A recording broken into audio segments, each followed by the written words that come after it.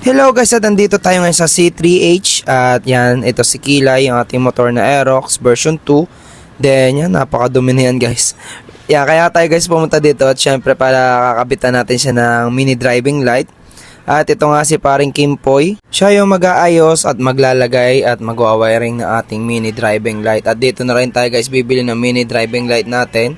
So let's go. At ito nga guys, kinakalas na yung tornilyo doon sa ating B-front. Yan yung carbon natin na cover dyan sa unahan. At ito nga guys, inaayos na ni paring Kimpo yung pagkakabitan ng ating mga mini driving light, yung wiring nya. At syempre, ito guys yung mga relay. At dito ko rin guys nabili ang relay na yan. Yan, package na yan. At magkikita-kita na tayo mamaya sa bayarin. Kaya yan. Dalawang relay yan guys. At syempre para safety rin yung ating mga ilaw. Di makasunog ng baterya at syempre walang masunog na wiring, yun ang pinamahalaga. Yan, yung mga relay niya guys. May pattern naman yan guys sa relay. At ito naman guys yung ating ilalagay na mini driving light. Ito daw ang isa sa pinakamalinaw nila.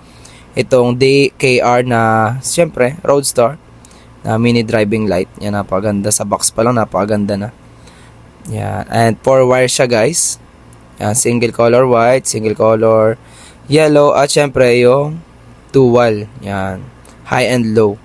At ito guys yung laman niya, makikita nyo naman. Version 2 siya guys ng DKR, yan, Roadster. At ito guys yung unit ng ating mini driving light. At ito guys yung mga tornilyo. Then, so yan guys, kabit na natin.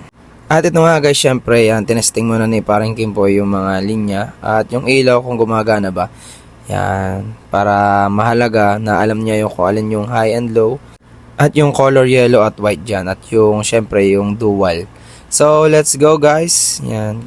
Simulan na natin pakita kung paano ikabit yung ating mini driving light. At ito nga guys, sinayos pa rin ni parang Kimpo. Tinatap niya na yung mga ginawa niyang wire kanina doon sa ating mga wire din ng mini driving light. At syempre guys, tinap na rin doon sa ating mga relay. Makita nyo. Yan. Para isasalpak na lang niya mamaya sa battery. At ikakasa doon sa ating motor. At yan nga guys, nakikita nyo na tapos na niyang itap lahat dun sa relay, tsaka dun sa, syempre, dun sa ating mini driving light at lahat ng linya. Yan, inaayos niya na yung mga wiring. Yan, at yung dalawang dulo guys, yan, makikita nyo naman. Itatap yan guys sa ating battery. Yan, makikita nyo, sa positive and negative. At ito nga guys, para syempre hindi maduming tingnan yung ating wiring, yan, nilagyan niya ng electrical tape. Yan, makita nyo naman, napakalinis. Ganyan yung gawa dito guys sa C3H. Yan, talagang malinis yung gawa nila. At ito nga guys yung in-order natin na domino switch. Para quality naman guys at matibay. Waterproof yan guys. At dito ko rin guys yan nakuha sa C3H. At ito nga guys, inalis na parang Kimpo yung battery cover natin. Para itap yung wiring natin dyan. At yan guys, makikita nyo naman. Yun. At tinanggal niya na guys yung mga pairings dyan sa gilid. Syempre para maayos yung wiring. And ito nga guys, yan makikita niya naman. Nice na yung wiring na ilabas niya na dito sa may gilid. At yan, itatap na yan guys dito sa, syempre una niyang itatap ay negative. At ito guys, makikita nyo yung negative ay nilalagyan niya ng syempre fuse.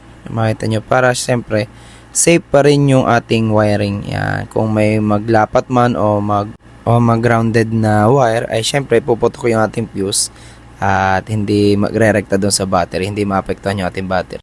Pinaka-safety din guys itong fuse na to na ilalagay ni parang Kimpoy dyan. At syempre guys, ito cable tie, wala silang available na cable tie kaya bumili ako doon sa kabilang shop para maayos yung ating mga linya. At ito naman guys, ginagawa ni parang Kimpoy ay yung switch na. Yan, makikita nyo naman. Then, naitap niya nga pala yung sa battery kanina, tsaka yung fuse. At ito nga guys, inaayos niya na yung mga linya natin. Kay cable tie pa yan. At makikita nyo, naitap niya na dun sa switch yung ating mga wiring na galing sa relay at galing sa battery. Yan, makikita nyo. At syempre guys, pagkatapos niyang itap dun sa ating switch, ayan. Syempre, kailangan natin lagyan ng electrical tape para di maglapat yung mga wires natin. Then ito nga guys, yung sa switch naman natin ang sinalpak doon sa relay. Yan, kasi kanina, yung mga galing battery pa lang at syempre galing doon sa mini driving light natin. Then ito nga guys, ang susunod na ikakabit natin na yung bracket. Yan, nilagay na yung pinaka bracket ng ating mini driving light. Doon sa bracket din na nabili ko na yan, syempre dito natin guys ilalagay siya sa may T-post ng ating motor kasi gusto ko guys sumusunod yung ilaw. Yan, doon sa, syempre sa ating manubela. Kaya diyan ko pinalagay. At yung bracket guys na pang T-post ay nabili ko lang sa TikTok. Ayan, ilalagay ko guys sa comment section yung ating link na binilang ko sa TikTok. At ito nga guys, nililinis natin parang pa yung mga linya. Yan, makikita nyo naman guys, napakalinis ng kabit. Madumi lang talaga yung motor natin. Napaka-alikabok na nung loob. At ito nga guys, tapos na ikabit at makikita nyo naman napakalinis ng kabit ng mga wiring niya. Then ito guys, natakloban na natin yung ating motor. At para sa mga gusto magpagawa guys yan, legit yan, dito lang yan sa C3H, dito sa Libo, Batangas City. At makikita nyo naman guys yung ating ilaw, napakaliwanag. Yan, yan guys yung syempre yung ating yellow at yung low yan. Makikita nyo naman, paggabi pa lang yan guys, medyo maliwanag pa pero napakaliwanag ng ating mini driving light. At ito naman guys yung stock nating ilaw.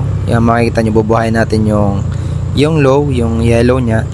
Then ito yung sabay na sila guys. Yan yung settings na pinalagay natin, makikita. At yan guys, napakaliwanag at dito naman tatapos ang ating vlog, and ride safe always. God bless.